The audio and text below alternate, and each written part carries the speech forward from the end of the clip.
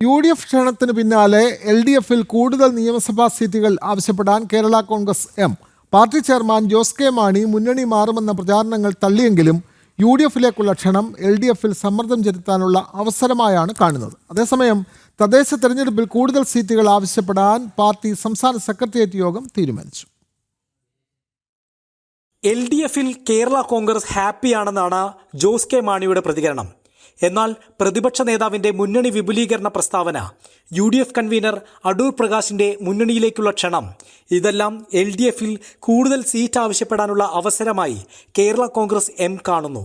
മുന്നണി മാറ്റത്തെ പ്രത്യക്ഷത്തിൽ തള്ളുന്നുണ്ടെങ്കിലും സാധ്യതകൾ സംബന്ധിച്ച് ചർച്ചകൾ സജീവമാണ്. എന്നാൽ മുന്നണി മാറ്റ ചർച്ചകളെല്ലാം അന്തരീക്ഷത്തിൽ മാത്രമുള്ളതെന്നാണ് കേരള കോൺഗ്രസിന്റെ ഔദ്യോഗിക നിലപാട്. ഇപ്പോൾ താങ്കൾ പറഞ്ഞ പോലെ ചർച്ച നടത്തുന്നു എന്ന് ആരാ പറഞ്ഞു? ഇപ്പോൾ ചർച്ച നടത്തുന്നു എന്നൊക്കെ പുറത്ത് നേതാക്കന്മാർ പറയുമ്പോൾ ഒരു കാര്യം മനസ്സിലാക്കിക്ക്, ഇനി അങ്ങനെ ഒരു ചർച്ചയുണ്ടെന്ന് വിചാരിക്കുക, ഇത് പുറത്ത് പറഞ്ഞുകൊണ്ട് നടക്കുമോ? ആത്മവിശ്വാസം ഉണ്ടെങ്കിൽ ഇത് പുറത്ത് പറഞ്ഞുകൊണ്ട് നടക്കുമോ? അപ്പോൾ അങ്ങനെ ഒരു ചർച്ചയില്ല. ഇപ്പോൾ കേരള കോൺഗ്രസിൻ്റെ സ്വാഗതം ചെയ്യുന്നു എന്ന് സന്തോഷം. പക്ഷേ ഇപ്പോൾ ഘടകകക്ഷിയുടെ പുറകെ കേരള കോൺഗ്രസിൻ്റെ നിലപാട് അറിയിച്ചു, ഇപ്പോൾ CPIയുടെ പുറകെ. അപ്പോൾ അങ്ങനെ ഒരു ചർച്ചയും ഇല്ല.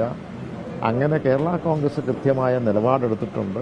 കോട്ടയത്ത് ചേർന്ന പാർട്ടി സംസ്ഥാന സെക്രട്ടേറിയറ്റ് യോഗം മുന്നണി മാറ്റം സംബന്ധിച്ച് വിശദമായി ചർച്ച ചെയ്തു. നിലമ്പൂർ ഉപതെരഞ്ഞെടുപ്പ് ഫലം സംസ്ഥാനത്തെ പുതിയ രാഷ്ട്രീയ ഗതിമാറ്റത്തിന്റെ സൂചനയാണെന്നും അവസരം വിനിയോഗിക്കണമെന്നും മുതിർന്ന നേതാക്കൾ തന്നെ ആവശ്യപ്പെട്ടു.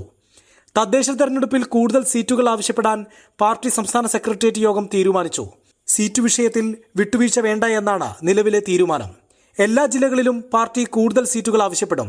മലയോര മേഖലകളിൽ ഇപ്പോഴുള്ളതിന്റെ ഇരട്ടി സീറ്റുകളിലാണ് കണ്ണ്. ശക്തി കേന്ദ്രങ്ങളായ കോട്ടയം, ഇടുക്കി, പത്തനംതിട്ട ജില്ലകളിൽ ജില്ലാ പഞ്ചായത്തുകളിലും അധികം സീറ്റുകൾക്ക് അർഹതയുണ്ടെന്നാണ് കേരള കോൺഗ്രസിന്റെ നിലപാട്. ജനം, കോട്ടയം.